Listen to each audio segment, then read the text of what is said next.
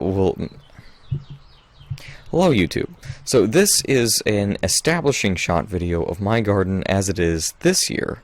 I will try to overlay pictures of what it was before, to give you an idea of what it used to be, but this will help to serve, if nothing else, as a way to see where it is now as opposed to where it will be when I make future videos.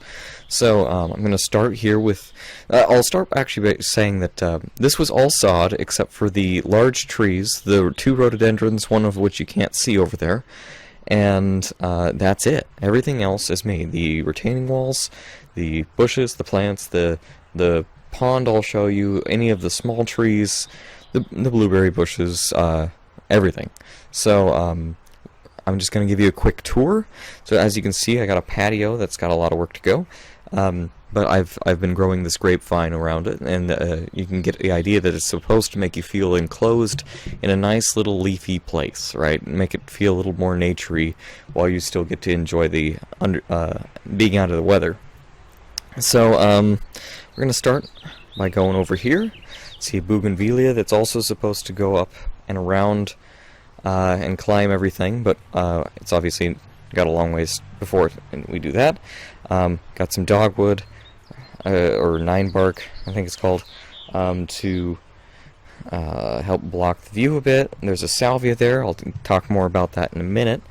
So we got some hostas and garden beds. This is a section for mostly growing food, and everything else about it is supposed to eventually kind of cover that up, right? But again, this is an establishing shot. We'll talk more about the purpose of each section later on, but right now I just kind of want to show you where everything's at. So this tree was original, but none of these other plants were. As a reminder, these two large trees were also before me. Hanging pots, all this stuff. I got a gopher causing me problems here. But this tree was also me. This pond, built this a couple months ago. Extra rock, extra dirt, extra mulch. Just kind of threw it together with a cheap secondhand bathtub-size pond thing. And, yeah, by the way, that's a 400-gallon-a-minute thing. This is a giant pile. I guess I should make sure I'm using the camera right to show you this properly, and you're not just staring at, God damn, this gopher's really tearing shit up. Asshole. So the wood pile here, I'm in the midst of chopping that up, and then I'll eventually be able to shove these wood piles back into that corner and clear out a whole bunch of space. But until then, we got a euphorbia here, and more hostas, more kind of random other plants. This is a really nice hydrangea that we're big fans of, so it's sort of a centerpiece.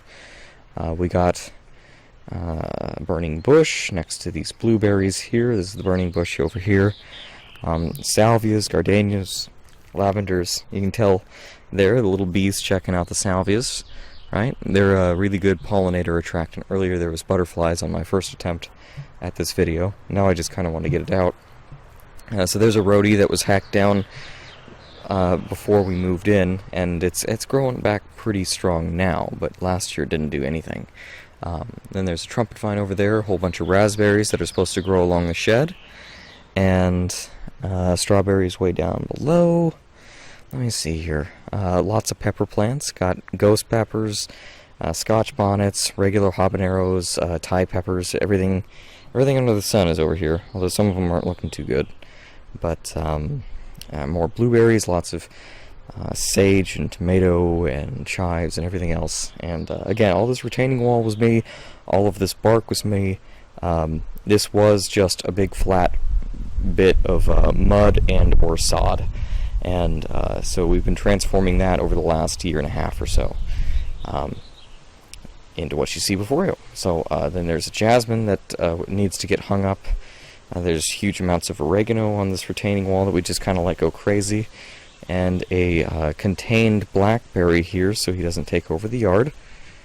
And then the same thing out here. It was mud and sod and these two trees, and then everything else, except for those roses you see, and these two little trees, I guess, too, has been me. So I started off by getting all the sod covered with bark to block all the weeds, and the sod was dying anyway.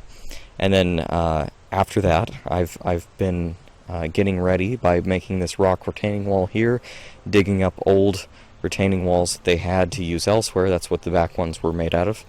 And just kind of generally getting everything prepared so that this year I could really do the front yard. So as you can see, I got a huge pile of compost there, and I'm about to really get started into making this a nice looking front yard instead of extremely mediocre. So one more shot going back here, and yeah, so you can see that I got some more rocks over there as well, and we're going to finish this rock wall with its entrances towards the door, and then raise this whole thing up a couple inches.